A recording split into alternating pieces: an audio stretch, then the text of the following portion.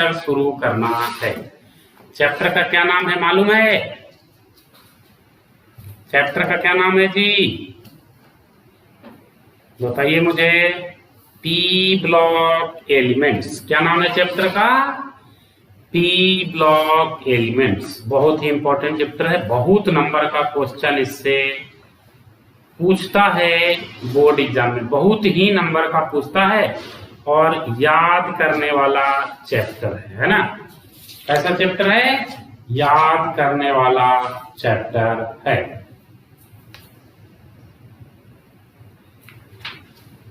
तो हेडिंग दीजिए, new chapter है, थोड़ा पूजा पाठ कर लेते हैं, प्रसाद वरसाद आ जाए, पंचामृत वगैरह बांट लेते हैं, तब खा करके हम लोग शुरू करेंगे। क्या? हाउ इज द जोश? Fine sir. चलिए, हेडिंग दो, पी ब्लॉक एलिमेंट्स।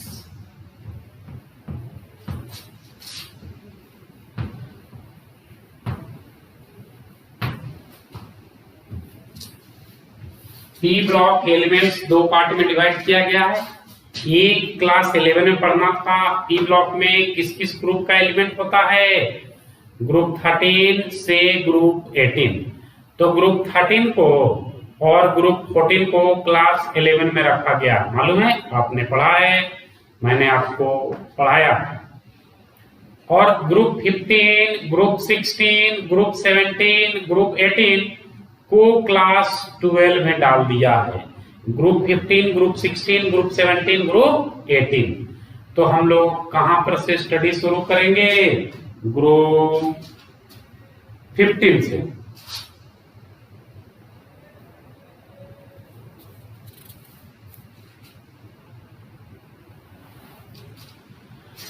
तो हम लोग को ग्रुप 15 एलिमेंट से पढ़ना है, क्योंकि ग्रुप 13 और 14 हम लोग ऑलरेडी क्लास 11 में पढ़ चुके हैं। क्लियर? तो ग्रुप 15 एलिमेंट्स का बात शुरू करते हैं।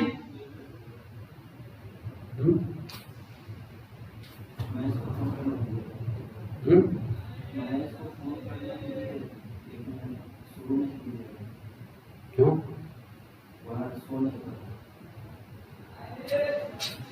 ऐसा है क्या?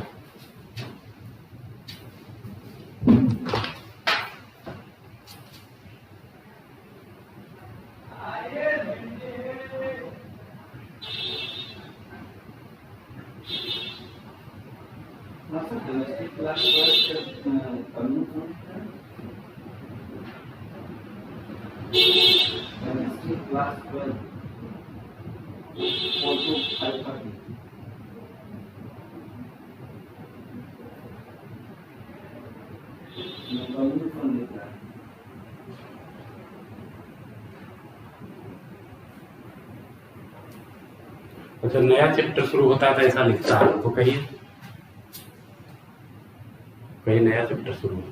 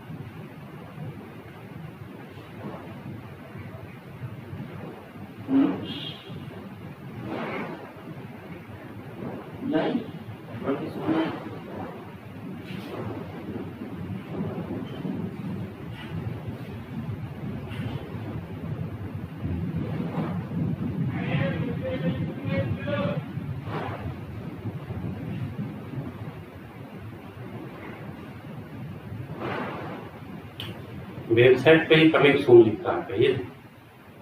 वेबसाइट पे कमिंग सून लिख रहा है। हाँ तो वही तो बोल रही।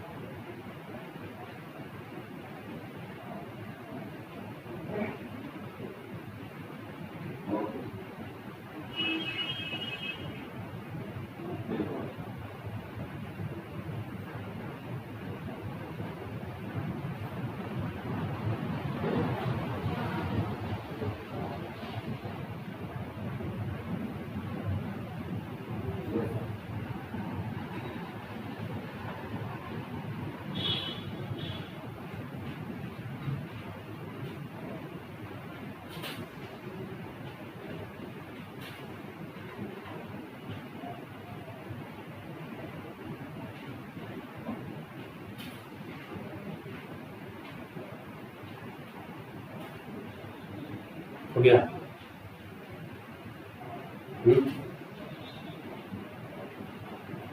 शुरू कर दें।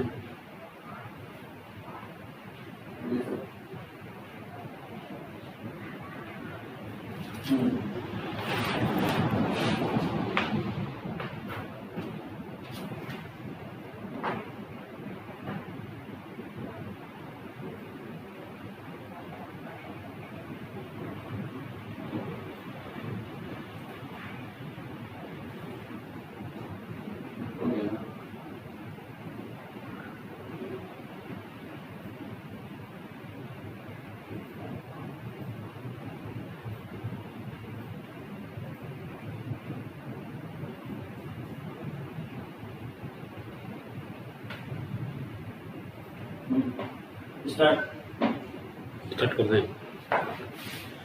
Okay students, sorry for the delay.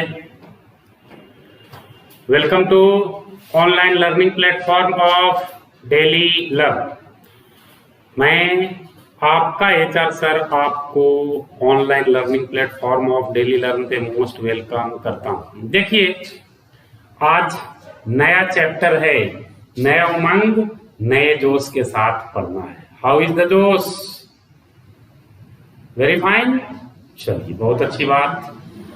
तो देखिए, पी ब्लॉक एलिमेंट्स हम लोगों ने क्लास 11 में भी पढ़ा है। पी ब्लॉक एलिमेंट्स हम लोगों ने क्लास 11 में भी पढ़ा है।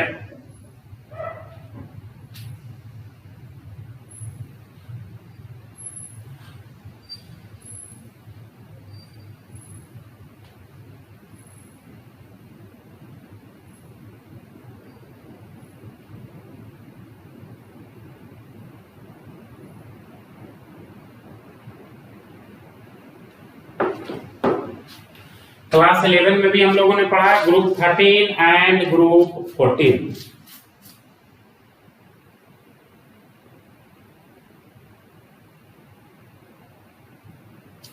Group 13 and group 14। तो ग्रुप 13 और ग्रुप 14 को 11 में हम लोगों ने पढ़ लिया। छोड़िए, यहां पर से किस ग्रुप का पी ब्लॉक एलिमेंट पढ़ना है? तो group 15, group 16, group 17 and group 18। तो सबसे पहले हेडिंग दे दो elements of group 15। P block में भी सबसे पहले हेडिंग दे दो group 15 elements. Elements of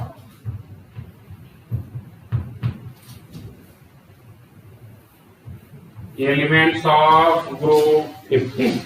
group 15 के एलिमेंट्स का स्टडी को शुरू करते हैं। ग्रुप 15 का एलिमेंट्स कौन कौन होता है? Nitrogen, phosphorus, arsenic, antimony, bismuth. तो सबसे पहला बात इलेक्ट्रॉनिक कॉन्फ़िगरेशन का करते हैं। सबसे पहला बात किसका करते हैं? इलेक्ट्रॉनिक कॉन्फ़िगरेशन का। ग्रुप 15 एलिमेंट्स का इलेक्ट्रॉनिक कॉन्फ़िगरेशन। जितने भी एलिमेंट हैं, तो फर्स्ट हेडिंग दो इलेक्ट्रॉनिक कॉन्फ़िगरेशन। हम लोग को इलेक्ट्रॉनिक कॉन्फ़िगरेशन लिखने आता है, तो फर्स्ट हेडिंग दीजिए इलेक्ट्रॉनिक कॉन्फ़िगरेशन। क्या होगा इसमें? तो जो जो एलिमेंट हैं उनका इलेक्ट्रॉनिक कॉन्फ़िगरेशन हम लोग को लिखना है। तो नाइट्रोजन क्या हो जाएगा? Atomic number 7। हीलियम का कितना होता है एटॉमिक नंबर? 2। नाइट्रोजन का 7, तो 1s हीलियम 1s2 हो गया, 2s2 2p3। ये हीलियम का कॉन्फ़िगरेशन हो गया, सॉरी नियॉन नाइट्रोजन का। नाइट्रोजन के बाद फास्फोरस एटॉमिक नंबर 15, तो क्या हो जाएगा? Neon 3s2 3p3। नियॉन का एटॉमिक नंबर 10, 2 12 और 3 15। आर्सेनिक का बात करते हैं। आर्सेनिक का एटॉमिक नंबर 33, तो क्या लिखेंगे? Argon 4s2 3d10 4p3। 4s2 3d10 4p3, ये हो गया आर्सेनिक का। इसके बाद कौन सा एलिमेंट है ग्रुप 15 में? Antimony atomic number 51। तो next inert gas krypton atomic number 36, क्या हो जाएगा? 5s2 4d10 5p3। ये एंटीमनी का हो गया। एक और होता है बिस्मथ। बिस्मथ का एटॉमिक नंबर 83। तो इसका कॉन्फ़िगरेशन कौन कौन लिख सकता है? असली सिकंदर वही है जो बिस्मथ का इलेक्ट्रॉनिक कॉन्फ़िगरेशन लिख सके। अब देखना है कि तुम हो असली सिकंदर कि तुम्हारे सर हैं असली सिकंदर। देखिए, चलो तुम तो ऐसे भी फिसड्डी लोग हो, उम्मीद करना भी मुश्किल है ना? तो जेनॉन, इसके बाद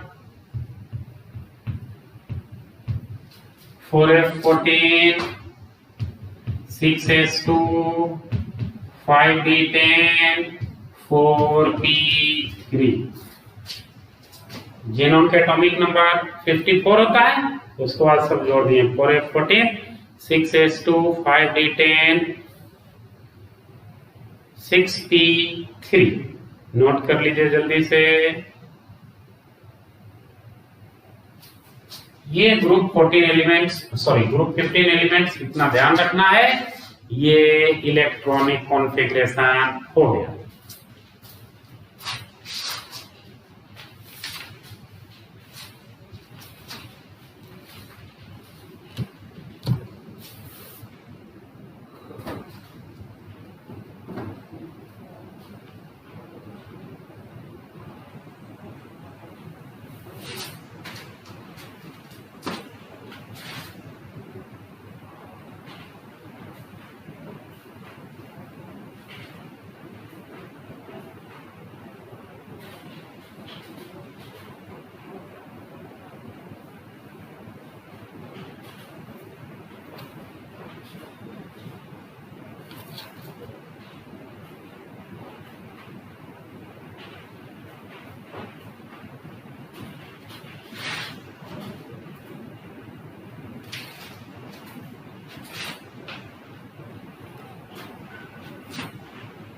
चलिए देखिए,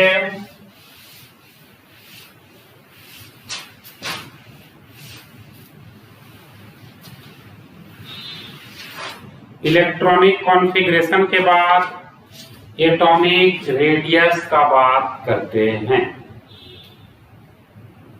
इलेक्ट्रॉनिक कॉन्फ़िगरेशन का हम लोगों ने चर्चा कर लिया। अब हम ओवरऑल ग्रुप 15 के बीच एटॉमिक रेडियस का चर्चा करते हैं। या आयनिक रेडियस हम लोग क्या जानते हैं किसी भी ग्रुप में ऊपर से नीचे बढ़ोगे तो एटॉमिक रेडियस बढ़ता है, क्योंकि उसमें एक एक्स्ट्रा सेल ऐड हो जाता है। किसी भी ग्रुप में ऊपर से नीचे जाने पर एटॉमिक रेडियस बढ़ता है, क्योंकि उसमें एक एक्स्ट्रा सेल ऐड हो जाता है ना। तो ऑर्डर ऑफ एटॉमिक रेडियस क्या हो जाएगा ग्रुप 15 में? ऑर्डर ऑफ एटॉमिक रेडियस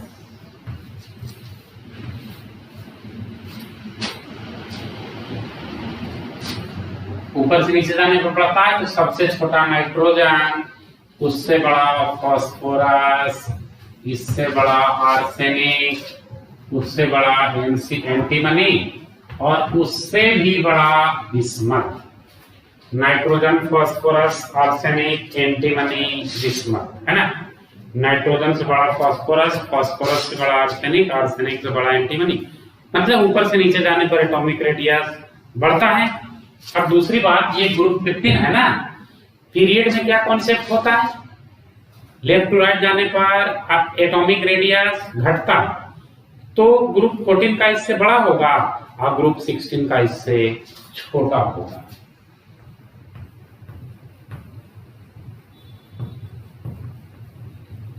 एक और ऑर्डर का बात करते हैं।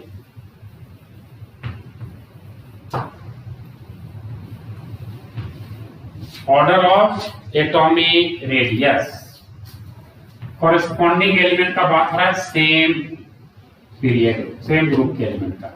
ग्रुप 15 एलिमेंट का रेडियस बड़ा होता है किससे? ग्रुप 16 के एलिमेंट से। और ग्रुप 15 वाला छोटा होता है किससे? ग्रुप 14 के एलिमेंट से। जैसे सेम पीरियड का एलिमेंट लेना है तो कार्बन, कार्बन के बगल में नाइट्रोजन और नाइट्रोजन के बगल में ऑक्सीजन। तो एटॉमिक रेडियस अरेंज करना है कार्बन, नाइट्रोजन एंड ऑक्सीजन का। Arrange carbon, nitrogen and oxygen in increasing order of atomic radius, in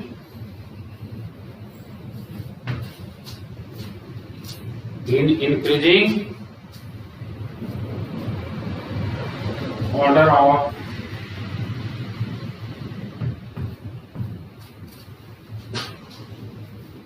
atomic radius. देखिए कार्बन ग्रुप 14 का है तो सबसे बड़ा हो जाएगा कार्बन, उससे छोटा ग्रुप 15 वाला कौन है? नाइट्रोजन, उससे छोटा ग्रुप 16 वाला कौन है?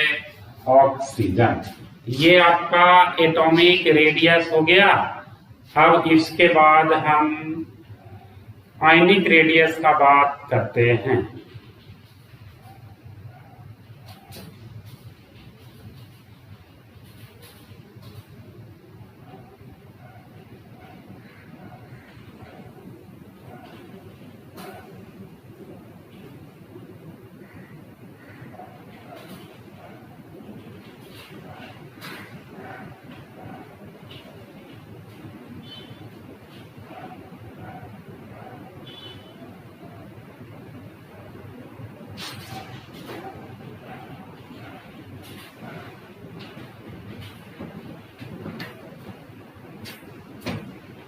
ये आयोनाइजेशन एनर्जी और एटॉमिक रेडियस हो गया।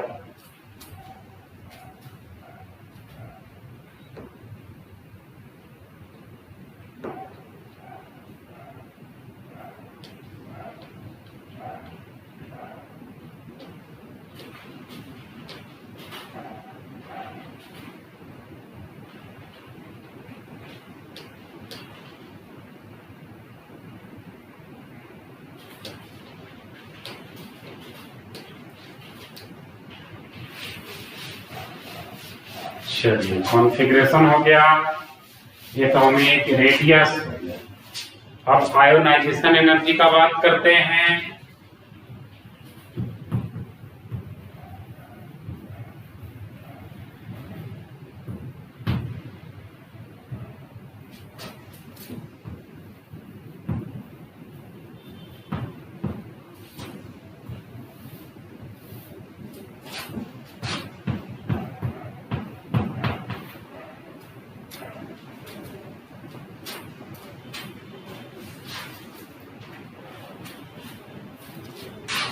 आयोनाइजेशन एनर्जी क्या होता है मालूम है आपको? किसी भी एटम के आइसोलेटेड गैसियस फॉर्म से किसी भी एटम के आइसोलेटेड गैसियस फॉर्म से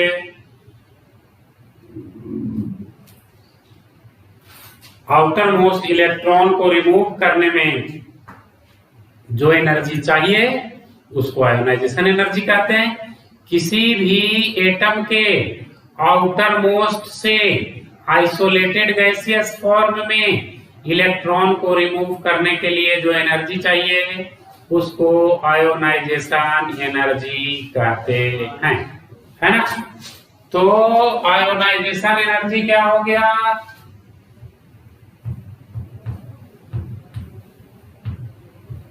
It is the energy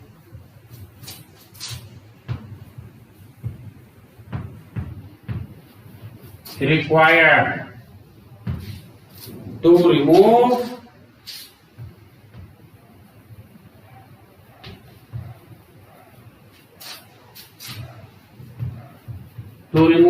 an electron from an outermost shell of atom in isolated gaseous form. To remove an electron from outermost shell of atom in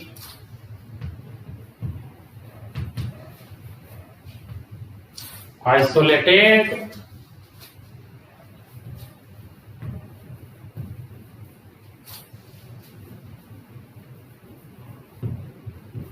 gaseous form, isolated gaseous form, यही ना होता है। यानी ये endothermic process है। Ionisation energy radius का inversely proportional होता है, जानते हो? आउटर मोस्ट इलेक्ट्रॉन का दूरी न्यूक्लियस से जितना ज्यादा होगा आयोनाइजेशन एनर्जी उतना ही कम होगा, क्योंकि दूरी अगर इलेक्ट्रॉन का ज्यादा है न्यूक्लियस से तो इलेक्ट्रॉन को निकालने में हमको एनर्जी कम देना पड़ेगा, क्योंकि उस इलेक्ट्रॉन पर न्यूक्लियस कम फोर्स लगा रहा है। तो ग्रुप 15 एलिमेंट का अगर बात करें तो ऑर्डर ऑफ आयोनाइजेशन एनर्जी क्या हो जाएगा? नाइट्रोजन फॉस्फोरस घटेगा, आर्सेनिक, एंटीमनी, बिस्मथ, ये ऑर्डर ऑफ आयोनाइजेशन एनर्जी है। नोट कीजिए।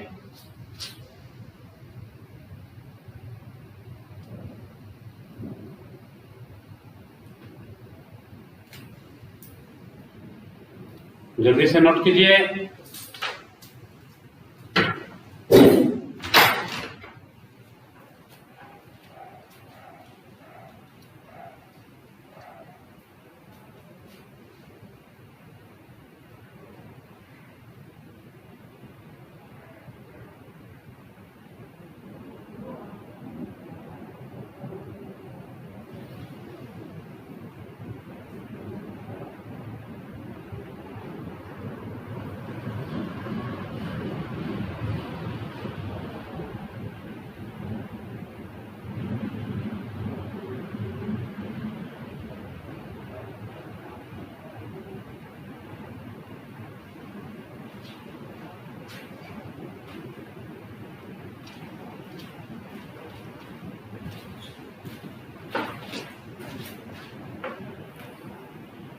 चलिए नोट कर लिए।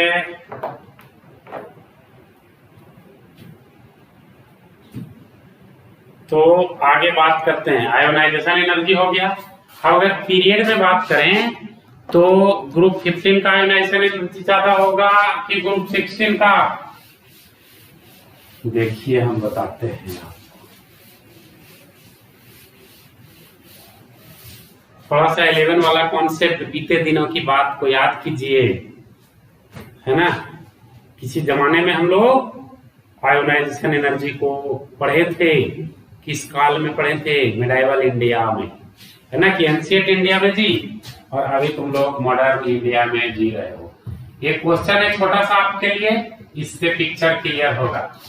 Arrange carbon, nitrogen and oxygen in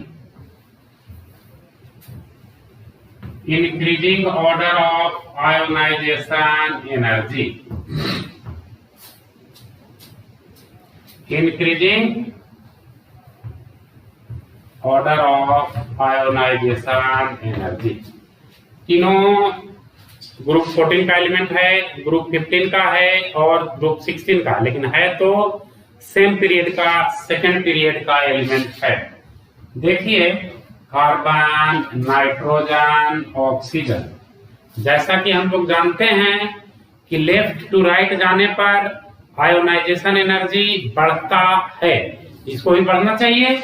मैं ये नहीं बोल रहा हूं कि बढ़ेगा ही, मैं बोल रहा हूं कि आयोनाइजेशन एनर्जी का ऑर्डर ऐसा होना चाहिए। लेकिन याद कीजिए कि अगर मेरी याददाश्त कमजोर नहीं है तो मैंने आप लोगों को बताया था कि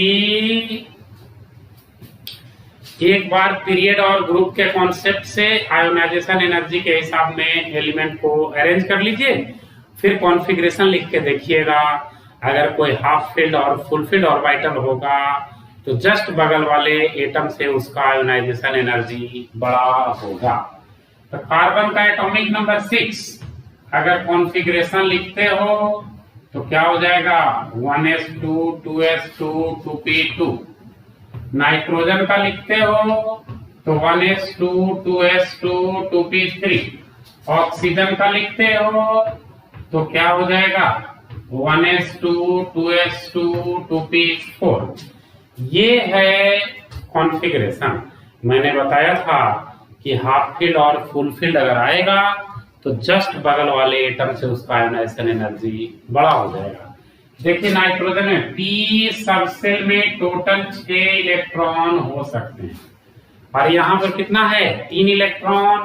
तो ये क्या हो गया हाफ फील्ड, और जब हाफ फील्ड और फुल फील्ड होता है तो बगल वाले एटम से इसका आयोनाइजेशन एनर्जी ज्यादा होता है।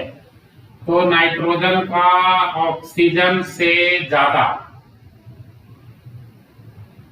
नाइट्रोजन का ऑक्सीजन से ज्यादा और ऑक्सीजन का नाइट्रोजन से कम, ऐसे हो जाएगा ऑर्डर। तो actual order of ionization energy यहां पर क्या हो गया देखिए,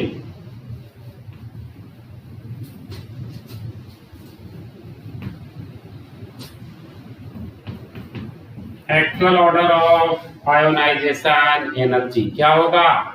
कार्बन तो सबसे छोटा है ही, इसके बाद ऑक्सीजन, ऑक्सीजन के बाद नाइट्रोजन। यानी अगर ग्रुप वाले कॉन्सेप्ट पर रखोगे तो ग्रुप 14 से ज्यादा ग्रुप 16 का, ग्रुप 16 से भी ज्यादा ग्रुप 15 का। नोट कीजिए, तो मैं कॉन्सेप्ट के फॉर्म में लिख देता हूं। जिसको नहीं समझ में आए जल्दी से लिखिए, कि समझ में नहीं आया फिर से बताइए।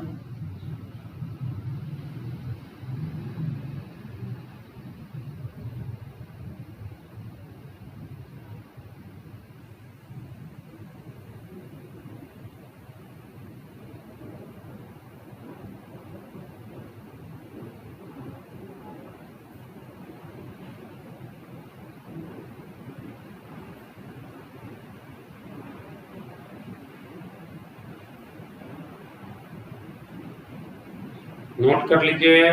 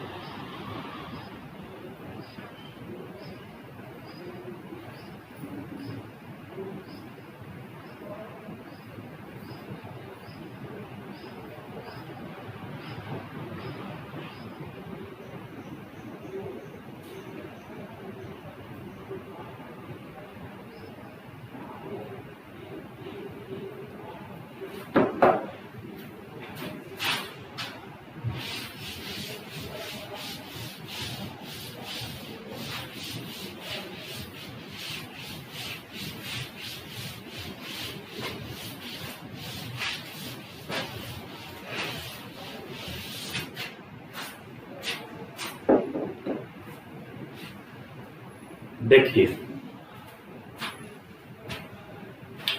आयोनाइजेशन एनर्जी हो गया। अब हम लोग या concept order of ionization energy क्या होगा, ग्रुप के टर्म में as a whole respective period का एलिमेंट होना चाहिए। ग्रुप 14 का सबसे कम, इससे ज्यादा होगा ग्रुप 16 का, और उससे भी ज्यादा होगा ग्रुप 15 का। ग्रुप 14, ग्रुप 16 और उससे भी ज्यादा ग्रुप 15 का होगा, है ना। नोट कर लीजिए।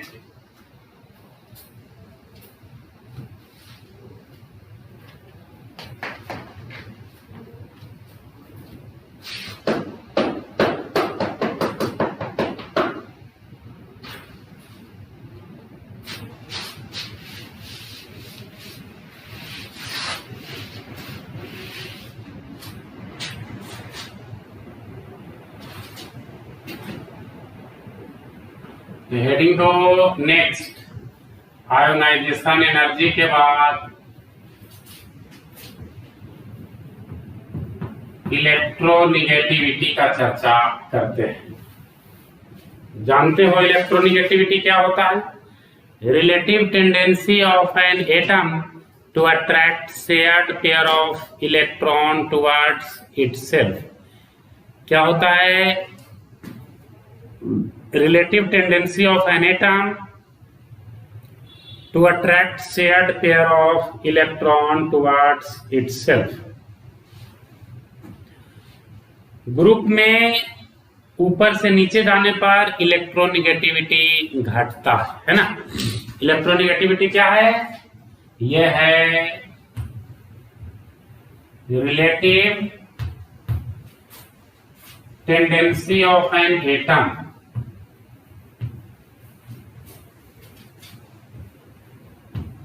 of an atom to attract shared pair of electron towards itself। shared pair of electron towards itself,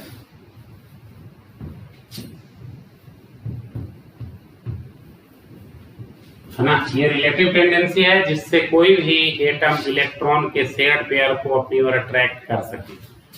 और ग्रुप में ऊपर से नीचे जाने पर इलेक्ट्रोनिगेटिविटी घटता है। ग्रुप में ऊपर से नीचे जाने पर इलेक्ट्रोनिगेटिविटी घटता है। नोट कर लीजिए।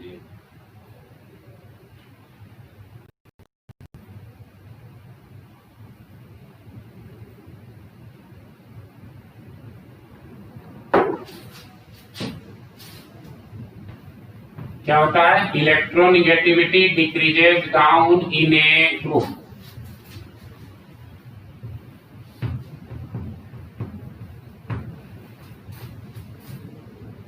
Electronegativity decreases down in A group. Group में ऊपर से नीचे जाने पर इलेक्ट्रोनिगेटिविटी घटता है। अगर बात करें ऑर्डर ऑफ इलेक्ट्रोनिगेटिविटी तो ग्रुप 15 है, ऊपर से नीचे जाने पर घटेगा। सबसे ज्यादा इलेक्ट्रोनिगेटिविटी नाइट्रोजन का, तब फॉस्फोरस, तब आर्सेनिक, तब एंटीमनी, तब जाकर के बिस्मथ का होगा।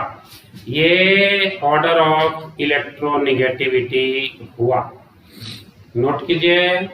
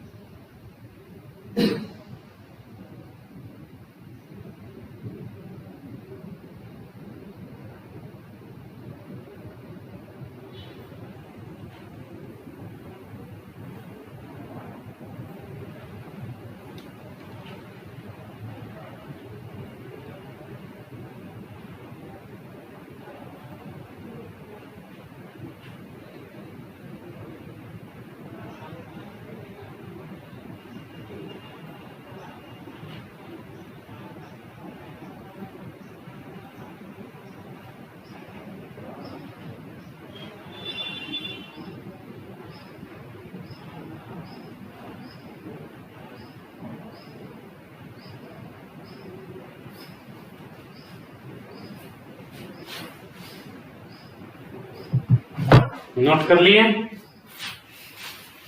ये ग्रुप में इलेक्ट्रोनिगेटिविटी का ऑर्डर हुआ। इलेक्ट्रोनिगेटिविटी के बाद हम लोग बात करते हैं metallic and non metallic character. Electronegativity के बाद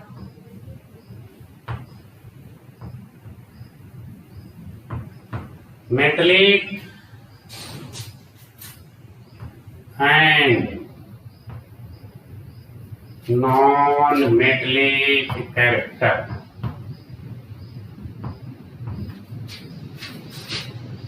मेटालिक एंड नॉन मेटालिक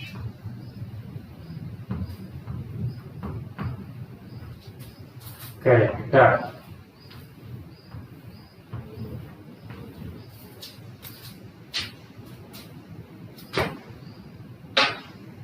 देखो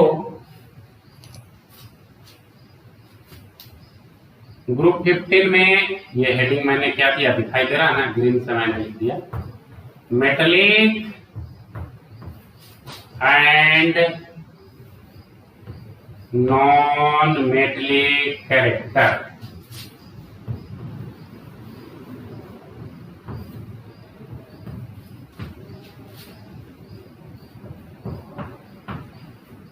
यह है metallic and non metallic character. देखिए कौन कौन सा एलिमेंट है, nitrogen, phosphorus, arsenic, antimony, bismuth. Nitrogen, phosphorus, arsenic, antimony, bismuth, है ना। तो मेटलिक और नॉन मेटलिक कैरेक्टर का क्या होगा? मेटलिक नेचर इंक्रीज कर रहा है ग्रुप से ऊपर से नीचे आने का, है ना। किसी भी ग्रुप में ऊपर से नीचे आओगे तो मेटलिक कैरेक्टर बढ़ेगा, नॉन मेटलिक कैरेक्टर घटेगा। यहां क्या हो गया, metallic character increases,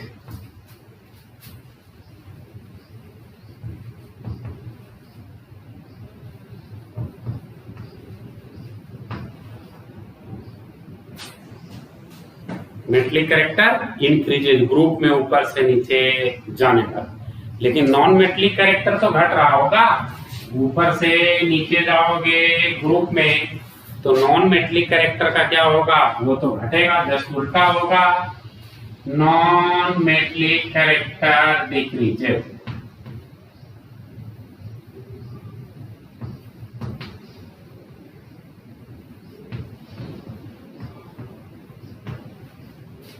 non metallic character decreases. Nitrogen और फास्फोरस क्या है, नाइट्रोजन और फास्फोरस ये क्या है, नॉन मेटल है। नाइट्रोजन और फास्फोरस नॉन मेटल है। आर्सेनिक और एंटीमनी मेटलॉइड्स है। देखिए मेटलिक कैरेक्टर पढ़ने लगा ना। और ये जो बिस्मथ है ये मेटल है, नॉन मेटल से मेटल की ओर गया, यानी मेटलिक कैरेक्टर बढ़ गया। ये नोट कर लो।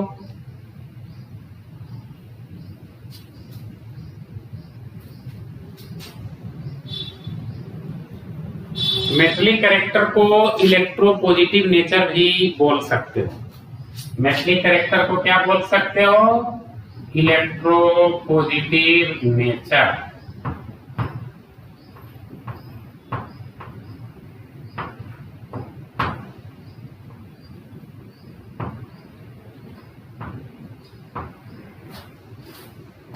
इलेक्ट्रोपॉजिटिव नेचर और नॉन मेटलिक कैरेक्टर को इलेक्ट्रोनेगेटिव नेचर, सेम बात। नोट कर लीजिए, ये आपका metallic and non metallic character हुआ।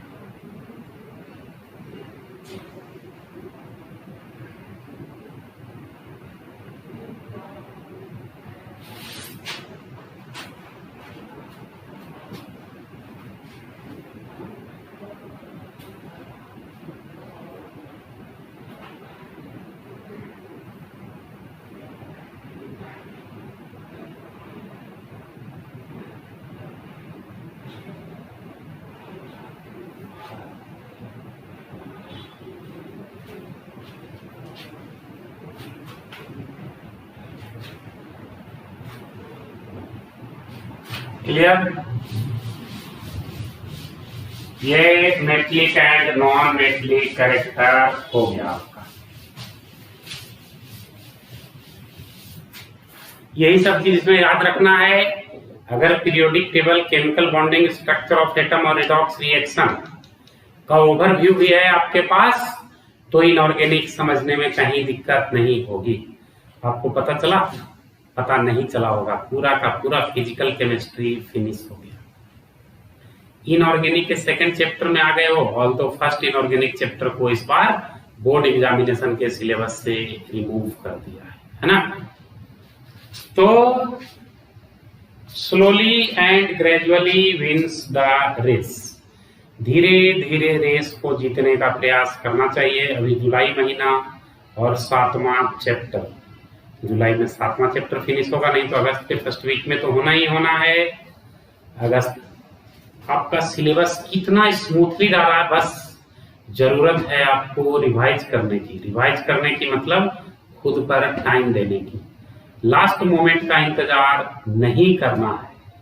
इसीलिए अर्ली एजुकेशन आपका स्टार्ट कर दिया गया इस पेंडेमिक्स में भी। आज कितना तारीख है बताइए मुझे? 17 जुलाई है आज। कितना है? 17 जुलाई।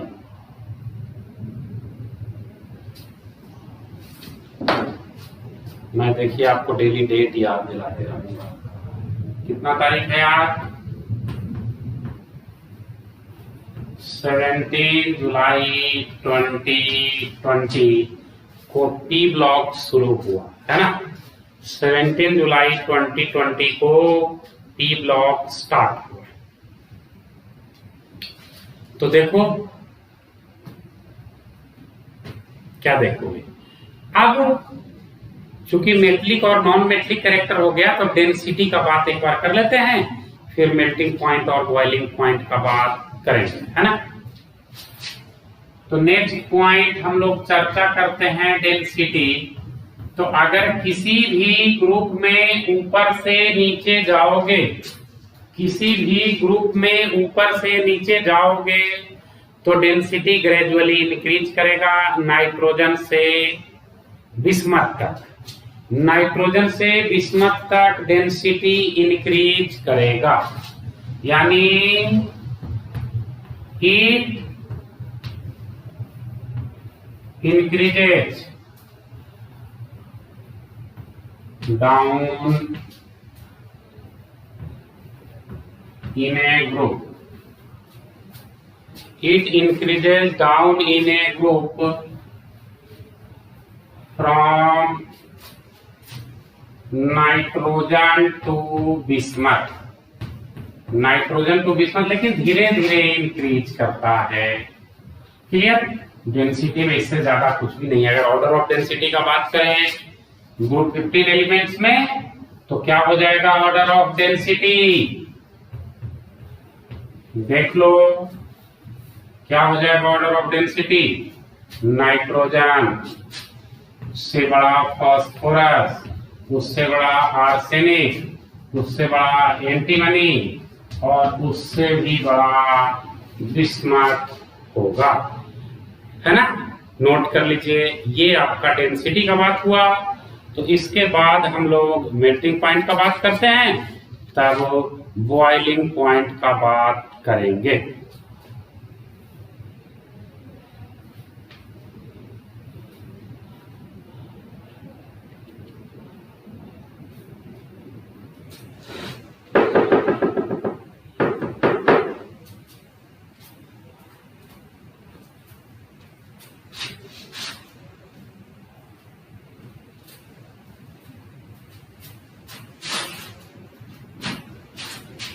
चलिए, डेंसिटी हो गया।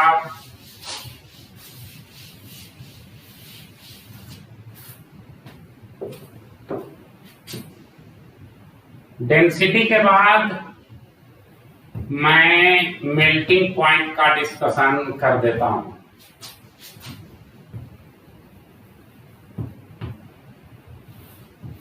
Melting point, melting point melting point आपको मालूम है, जहां पर कोई सॉलिड मेल्ट करके लिक्विड बन जाता है, उस टेम्परेचर को मेल्टिंग पॉइंट कहते हैं। ग्रुप 15 में मेल्टिंग पॉइंट नाइट्रोजन से आर्सेनिक की ओर बढ़ता है, लेकिन फिर आर्सेनिक से बिस्मथ की ओर घट जाता है। मेल्टिंग पॉइंट इंक्रीजेस फ्रॉम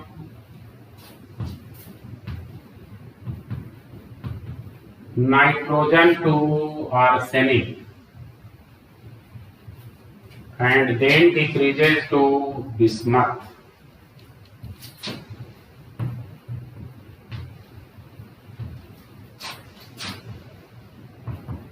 तब जाकर के घटता है बिस्मथ तक। यानी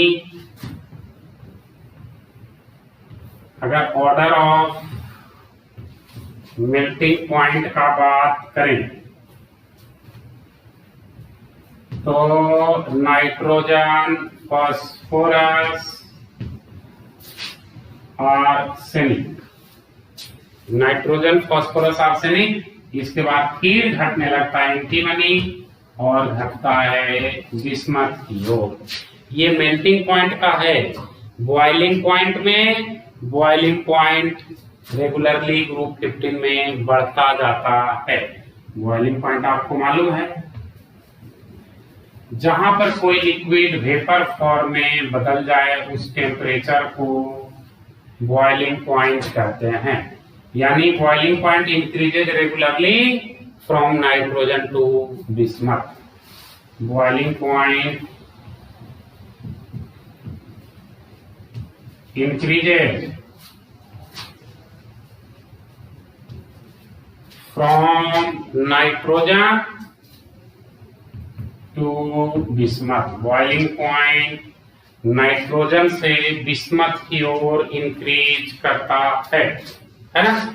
ये आपका मेल्टिंग पॉइंट और बॉइलिंग पॉइंट का कहानी हो गया, नोट कर लीजिए।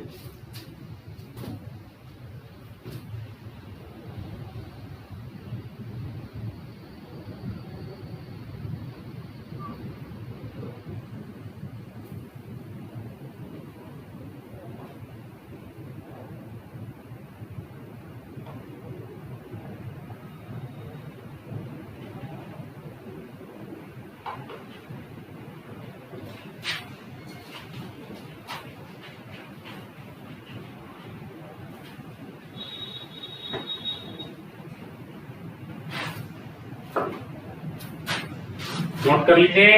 तो एलोट्रॉप्स ग्रुप 15 का कौन कौन एलिमेंट्स एलोट्रॉप्स का फॉर्मेशन करेगा, कौन नहीं करेगा, और जो करेगा उसका कितना एलोट्रॉप्स होगा, यही ना जानना है। तो देखिए, मैं बात करता हूं एलोट्रॉप्स का, ग्रुप 15 एलिमेंट्स का एलोट्रॉप्स क्या होगा।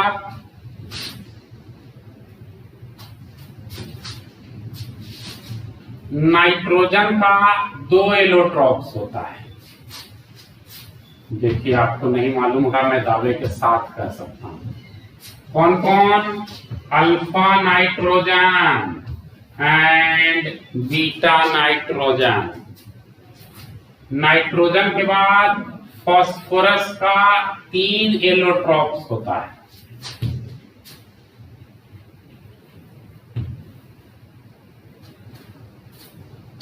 फास्फोरस का 3 एलोट्रॉप्स होता है। बहुत होता है, लेकिन मैं 3 बताता हूं आपको। White phosphorus, red phosphorus, black phosphorus. ठीक है। फास्फोरस के बाद आर्सेनिक का भी 3 एलोट्रॉप्स मैं आपको बताता हूं। आर्सेनिक का भी 3 एलोट्रॉप्स होता है।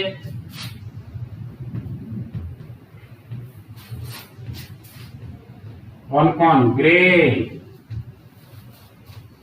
येलो,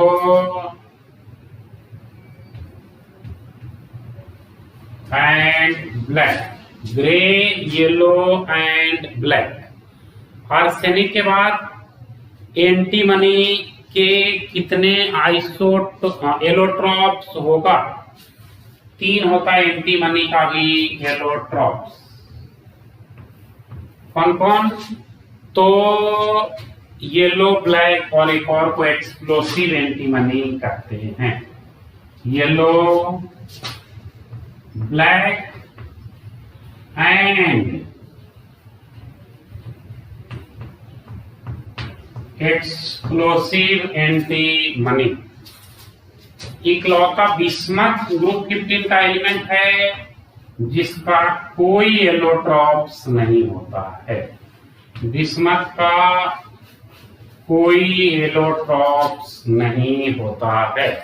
बिस्मथ अकेला ग्रुप 15 एलिमेंट है जिसका कोई एलोट्रॉप्स नहीं होता है ना? नोट कीजिए।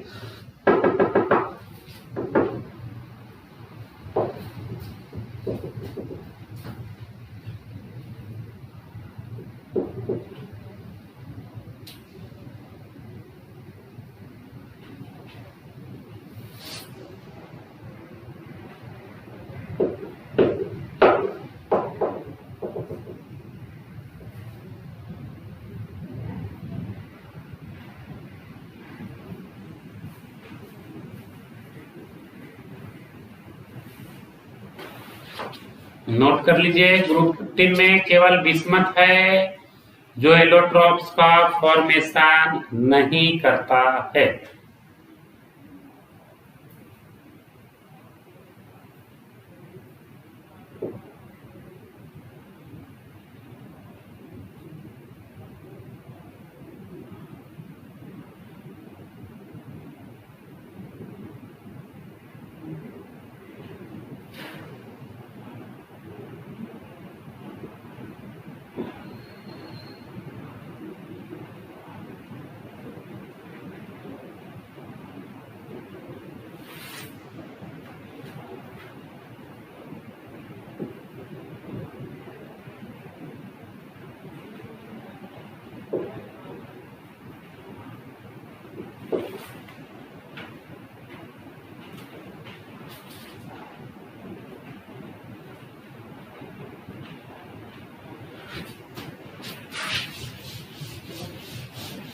अब एटॉमिसिटी का फॉर्म करते हैं। एटॉमिसिटी फॉर्म का बात करते हैं। एटॉमिसिटी मतलब किसी भी सब्सटेंस के एक मॉलिक्यूल में तरह तरह के टोटल एटम की संख्या। किसी भी सब्सटेंस के एक मॉलिक्यूल में, किसी भी सब्सटेंस के एक मॉलिक्यूल में तरह तरह के एटम की संख्या को एटॉमिसिटी कहते हैं। तो देखिए ग्रुप 15 के एलिमेंट का एटॉमिसिटी क्या होगा।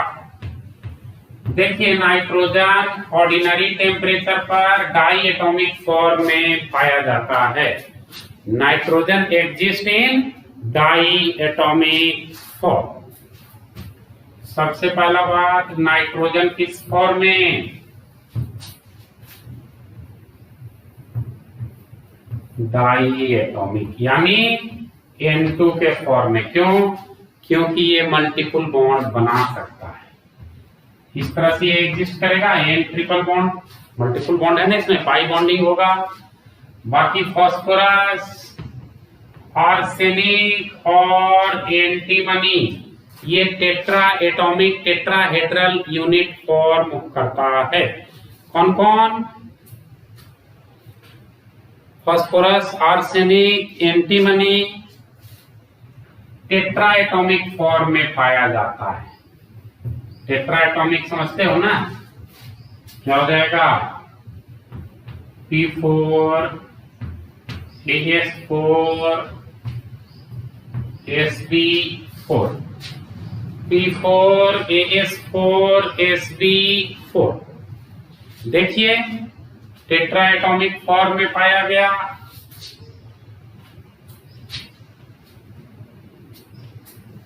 क्यों? क्योंकि ये सब मल्टीपल बॉन्ड नहीं बना सकते हैं। They can not form multiple bond.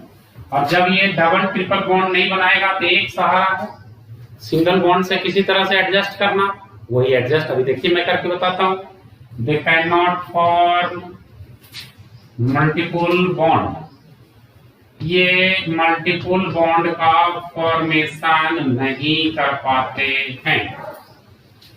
इसलिए देखिए इस तरह से इनका स्ट्रक्चर होता है। मान लीजिए मैं X मान लेता हूं, फास्फोरस आर्सेनिक ले लीजिए। फास्फोरस का स्ट्रक्चर का ही चर्चा हो जाएगा। फास्फोरस, ठीक है, दिखाई दे रहा।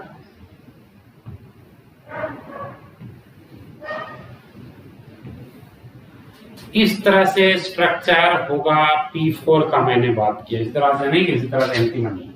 ये जो P एंगल है 60 डिग्री होता है।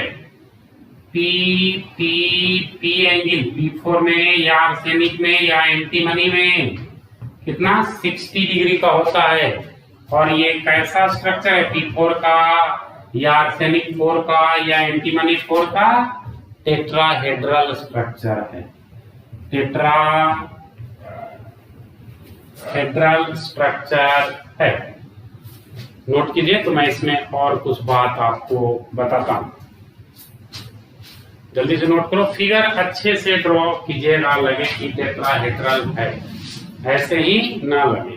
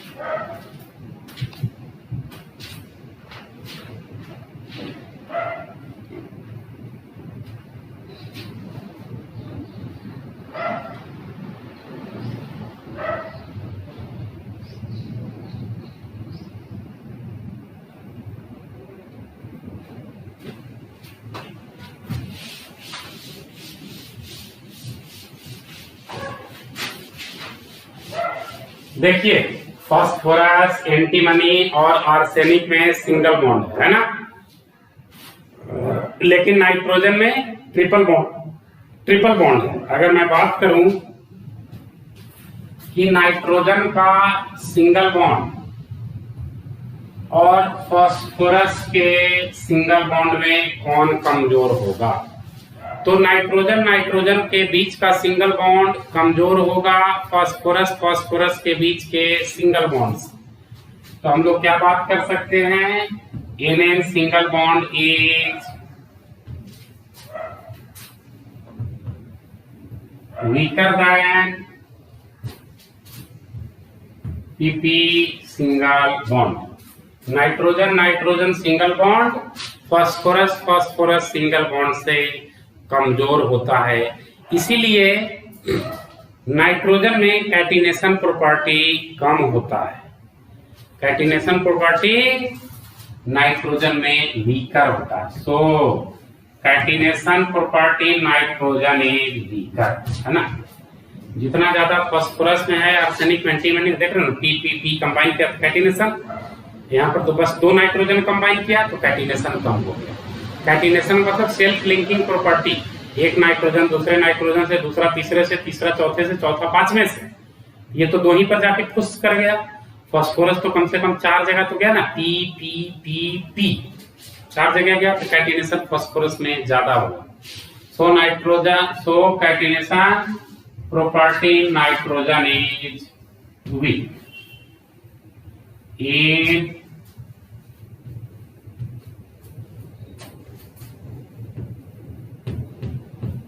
Nitrogen is less. इसी चलते नाइट्रोजन में कैटिनेशन प्रॉपर्टी लेस होता है और नाइट्रोजन ऑर्डिनरी टेम्परेचर पर गैसियस फॉर्म में एग्जिस्ट करता है। फास्फोरस, आर्सेनिक और एंटीमनी सॉलिड फॉर्म में एग्जिस्ट करता है। And nitrogen exists in gaseous form. Nitrogen exists in gaseous form while phosphorus, arsenic and antimony exist in solid form. है ना, ये सब सॉलिड फॉर्म में एग्जिस्ट करेगा।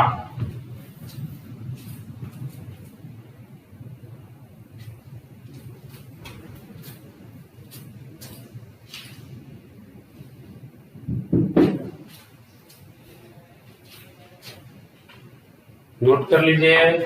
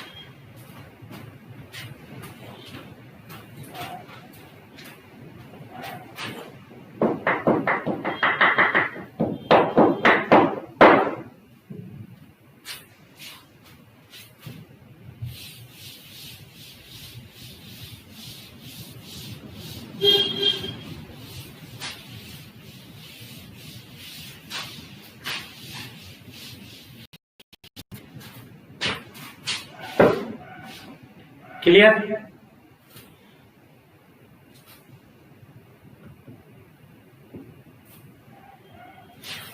अब मैं कैटिनेशन का एक बात करूंगा, तो मैं डिफरेंट ट्रेंड इन केमिकल प्रॉपर्टी का भी चर्चा करूंगा। सबसे पहले कैटिनेशन, ग्रुप 15 का एलिमेंट जो भी कैटिनेशन शो करता है वो कार्बन के कैटिनेशन से कम शो करता है। क्यों? क्योंकि ग्रुप 15 के एलिमेंट के बीच का single bond length carbon carbon के बीच के बॉन्ड लेंथ से कमजोर होता है। और ग्रुप 15 में भी सबसे ज्यादा कैटिनेशन कौन शो करेगा? फास्फोरस।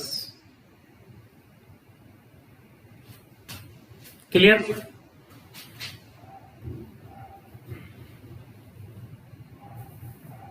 कैटिनेशन, नेक्स्ट हेडिंग दे दो, catenation.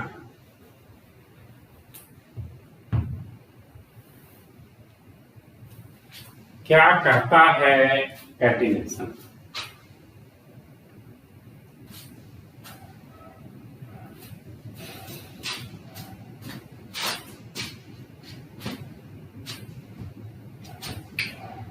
Catenation in group 15 element is less than carbon. Catenation is group 15 element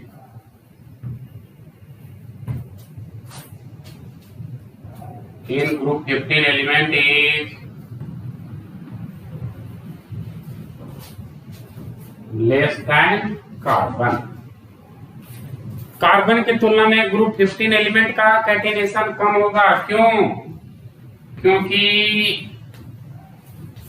इसके पीछे का रीजन क्यों है? क्योंकि बॉन्ड स्ट्रेंथ ग्रुप 15 का कार्बन कार्बन के बॉन्ड स्ट्रेंथ के तुलना में कम होता है। रीजन क्या हो गया? Bond strength among group 15 elements, bond strength among group 15 elements is lesser than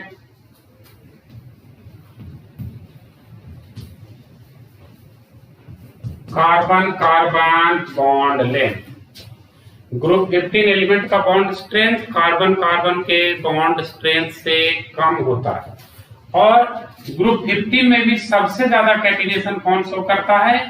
phosphorus shows maximum catenation among group 15 element.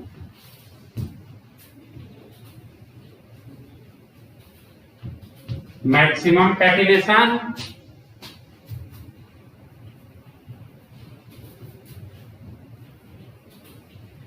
among group 15 elements. ये कैटिनेशन की बात हुई, नोट कर लीजिए।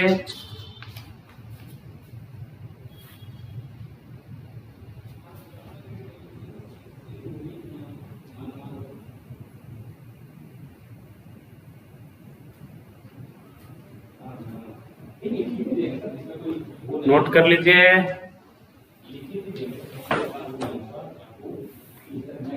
तो हम लोग ट्रेंड्स इन केमिकल प्रॉपर्टी का बात करते हैं।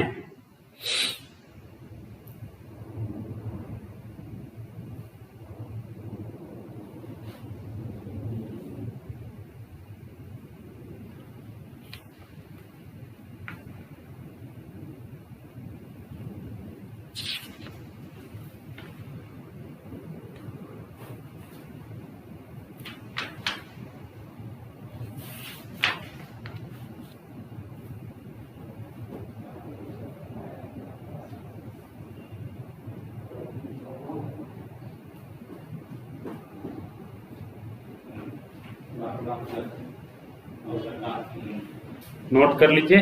तो ट्रेंड्स इन केमिकल प्रॉपर्टी का बात करते हैं।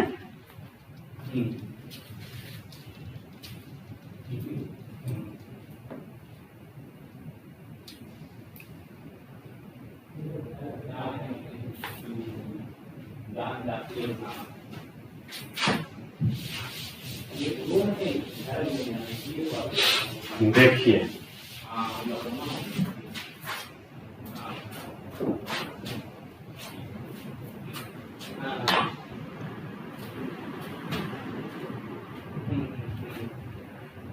हेडिंग दे दीजिए।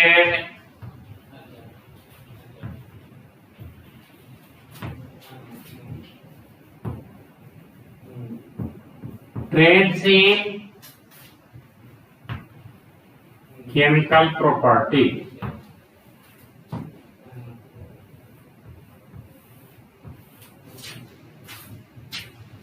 Trends in chemical property. तो इसमें हम सबसे पहला बात नेचर ऑफ बॉन्डिंग का बात करेंगे, तब ऑक्सीडेशन स्टेट। तो सबसे पहला बात नेचर ऑफ बॉन्डिंग का कर लेते हैं कि आखिर ग्रुप 15 एलिमेंट्स बॉन्ड कैसे बनाएंगे दूसरे एलिमेंट के साथ। Nature of bonding.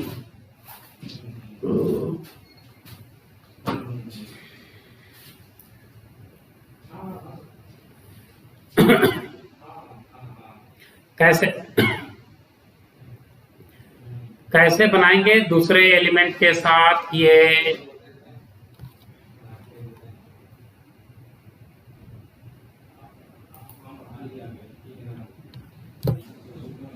दूसरे एलिमेंट के साथ ये बॉन्ड कैसे बनाएंगे। तो बॉन्ड बनाने का इनका 3 तरीका है।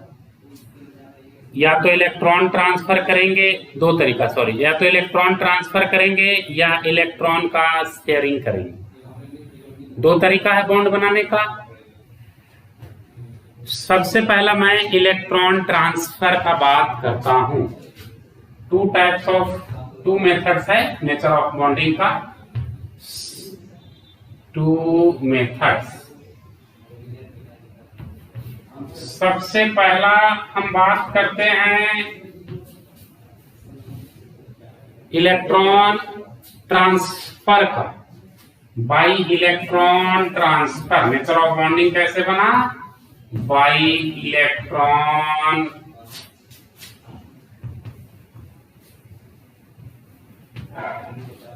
ट्रांसफर।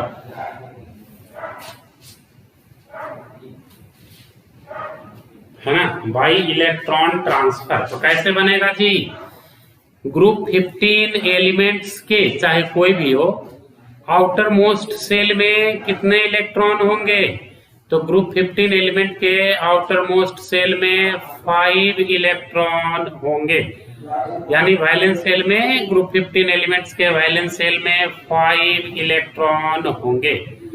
तो वैलेंस सेल में 5 इलेक्ट्रॉन है, तो ऑक्टेट अचीव करने का इसका दो तरीका है। लास्ट में 5 है तो ऑक्टेट के लिए 8 इलेक्ट्रॉन चाहिए। या तो ग्रुप 15 का एलिमेंट 5 का 5 इलेक्ट्रॉन को लॉस कर दे, या तो ग्रुप 15 का एलिमेंट 5 का 5 इलेक्ट्रॉन को लॉस कर दे, या ग्रुप 15 का एलिमेंट 3 इलेक्ट्रॉन को गेन करे। ज्यादा आसान 5 इलेक्ट्रॉन को लॉस करना है या 3 इलेक्ट्रॉन्स को गेन करना है, बताइए? तो 3 इलेक्ट्रॉन को गेन करना आसान है, इसलिए ये M3 माइनस आयन बनाता है। लेकिन इस एलिमेंट, इस ग्रुप का कुछ एलिमेंट है जैसे एंटीमनी और बिस्मथ, ये अपने p ऑर्बिटल से 3 इलेक्ट्रॉन को लॉस कर सकते हैं और sp3 प्लस या एंटीमनी 3 प्लस का फॉर्मेशन करता है, और वो 3 प्लस किसी भी सॉल्यूशन में स्टेबल भी होता है ना। मेनली मेन है बाई इलेक्ट्रॉन ट्रांसफर, यानी they will gain 3 electron to become stable and form octet. They will gain 3 electron to become stable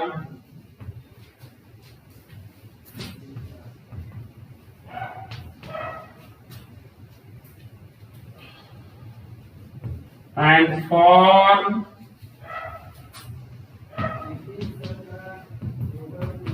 octet.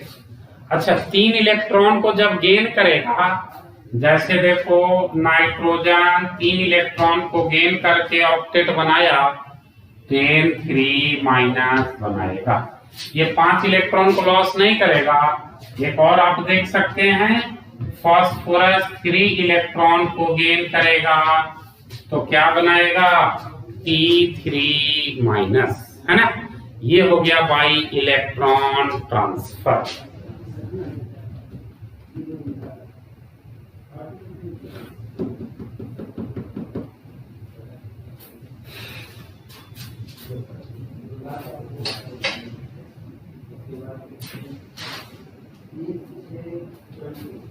Electron transfer, लेकिन इसका 2 एलिमेंट है, एंटीमनी और बिस्मथ, जो p ऑर्बिटल से 3 इलेक्ट्रॉन को loose करके 3 प्लस आयन के फॉर्म में जाते हैं। इतना नोट कर लो। तो देखिए,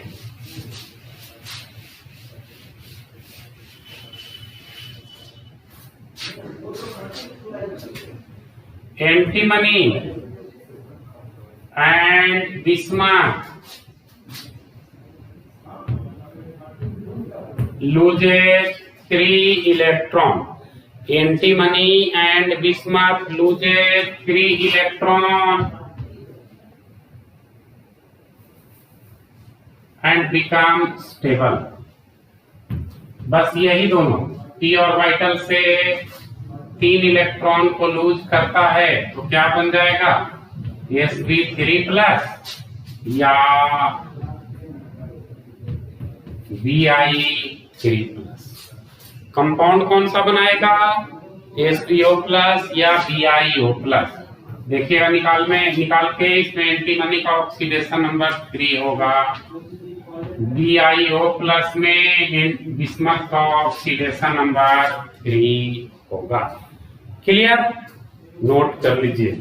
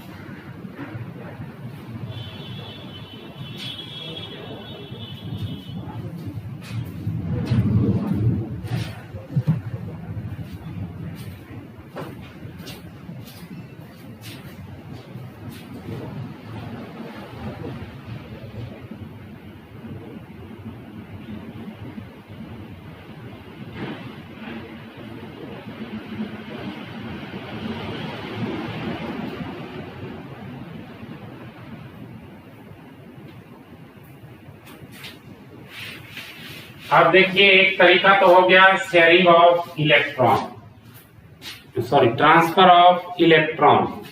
method two nature of bonding में ट्रांसफर ऑफ इलेक्ट्रॉन हो गया। Method two sharing of electron.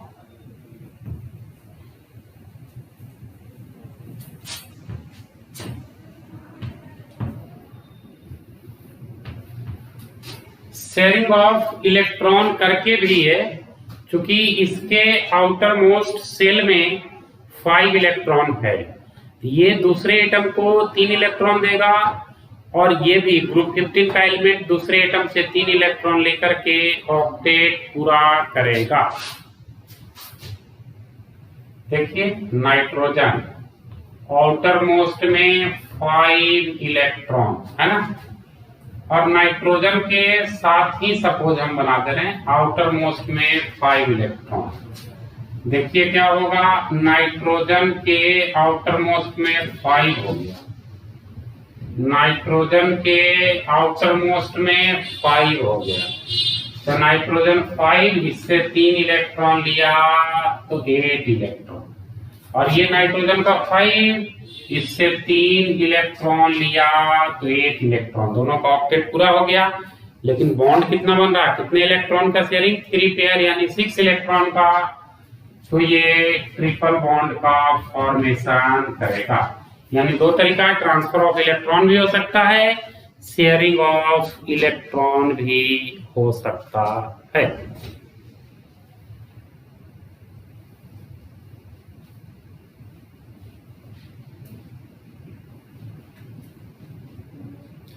और ग्रुप में ऊपर से नीचे जाओगे तो ट्राई वैलेंसी का स्टेबिलिटी इंक्रीज करेगा, पेंटा वैलेंसी का डिक्रीज करेगा।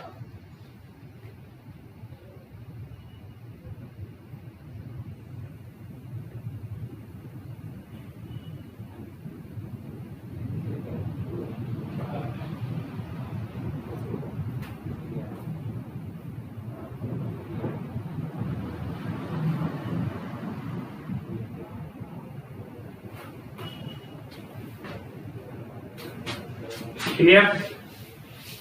इस ग्रुप 15 में ऊपर से नीचे जाने पर ट्राई वैलेंसी का स्टेबिलिटी बढ़ता है, पेंटा वैलेंसी का स्टेबिलिटी घटता है। On moving down in group 15, मैं लिख देता हूं, on moving down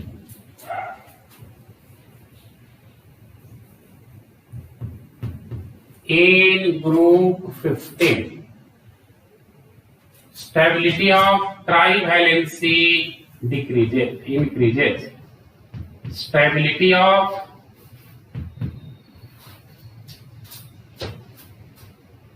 trivalency increases.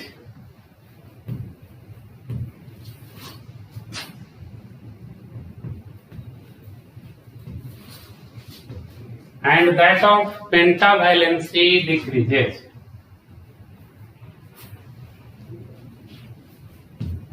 and that of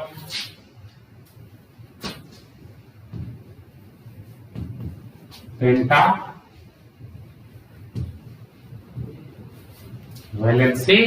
decrease, है ना। ये आपका दो तरह से बॉन्ड का फॉर्मेशन ग्रुप 50 में हो सकता है, नोट कीजिए।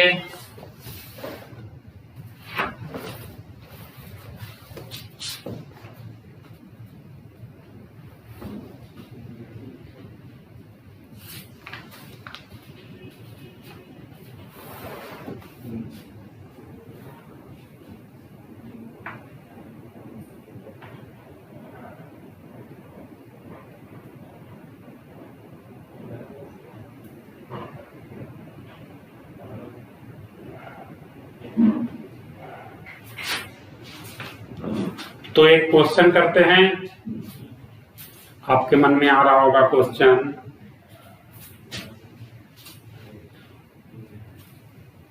तो मैं डिस्कशन कर देता हूं उस क्वेश्चन का।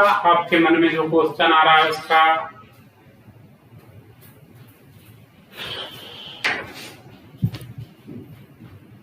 नोट कर लीजिए पहले इसको।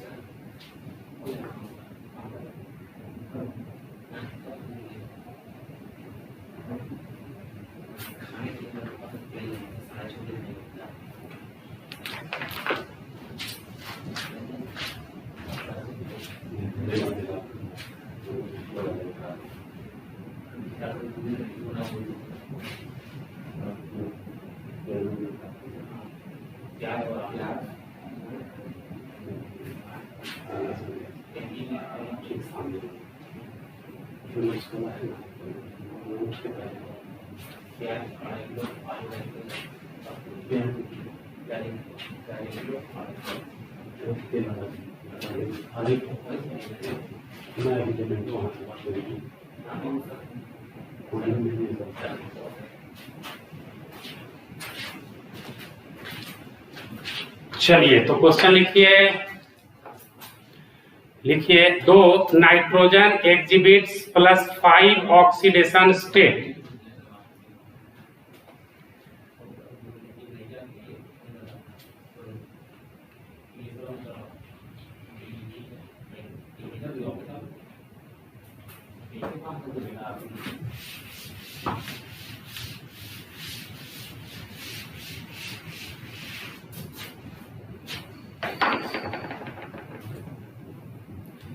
दो nitrogen exhibits +5 oxidation state. Question है, नोट कीजिएगा, दो नाइट्रोजन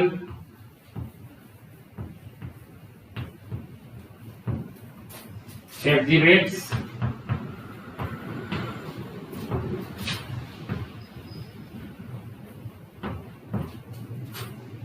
+5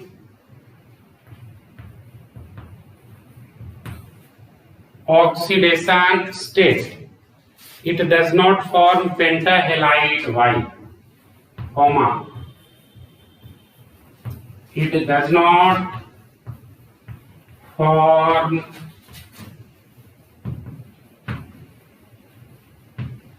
पेंटाहेलाइड। पेंटाहेलाइड का फॉर्मेशन नहीं कर सकता है। गिव रीजन मतलब पेंटावैलेंसी नहीं शो कर सकता। इसके पीछे का क्या रीजन है? देखिए, नाइट्रोजन का कॉन्फ़िगरेशन पहले लिखिए तो आधा आइडिया आपको ऐसे ही लग जाएगा। नाइट्रोजन का इलेक्ट्रॉनिक कॉन्फ़िगरेशन लिखिए तो आधा आइडिया लग जाएगा।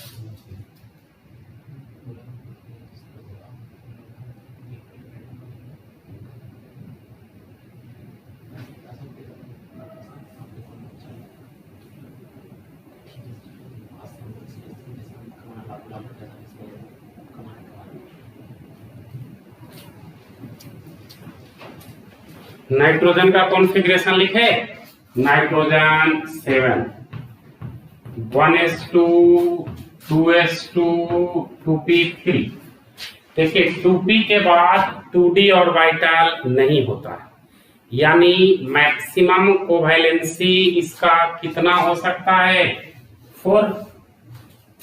3 ऑर्बिटल इसका, एक ऑर्बिटल s का। देखिए 2s का, एक ऑर्बिटल में 2 इलेक्ट्रॉन। इसको अनपेयर करके कहाँ ले जाएंगे? 2p के बाद तो कुछ होता नहीं है इसमें, तो टोटल हमारे पास कितने ऑर्बिटल? 3 यहाँ, एक यहाँ, तो मैक्सिमम कोवैलेंसी 4 हो गया इसका। नाइट्रोजन का मैक्सिमम कोवैलेंसी कितना हो गया? 4। इसलिए ये पेंटा हैलाइड का फॉर्मेशन नहीं कर सकता है। नोट कीजिए, तो ऑक्सीडेशन स्टेट का बात करते हैं।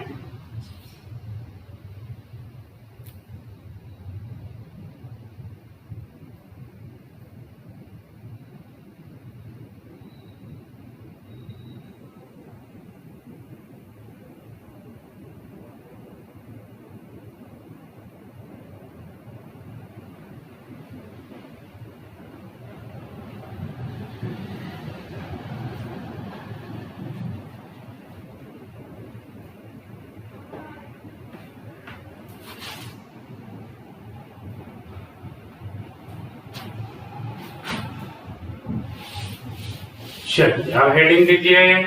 ये आपका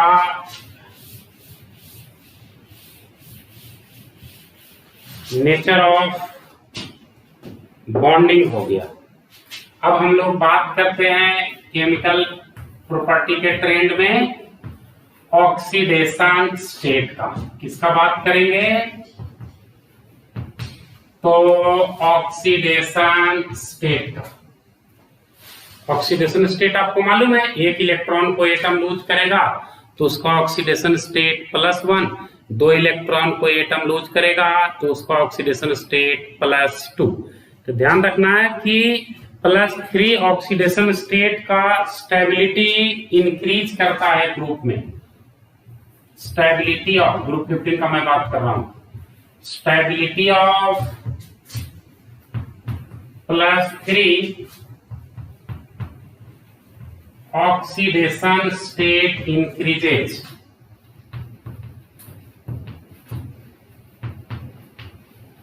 Stability of +3 oxidation state increases, but stability of +5 oxidation state decreases. Stability of +5 oxidation state decreases.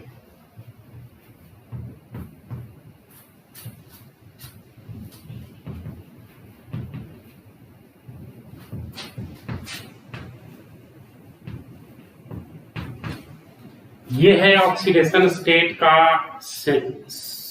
Concept. Note कर लीजिए। तो आज के क्लास को हम लोग यहीं पर फिनिश करेंगे। अगले क्लास में ग्रुप 15 का रिएक्शन, तब जाकर के नाइट्रोजन के स्टडी की ओर बढ़ेंगे। पहले ग्रुप 15 का रिएक्शन। ग्रुप 15 थोड़ा लंबा समय तक चलेगा, है ना। टॉपिक अभी चेंज होने में टाइम लगेगा इस चैप्टर से। चलिए, थैंक यू वेरी मच।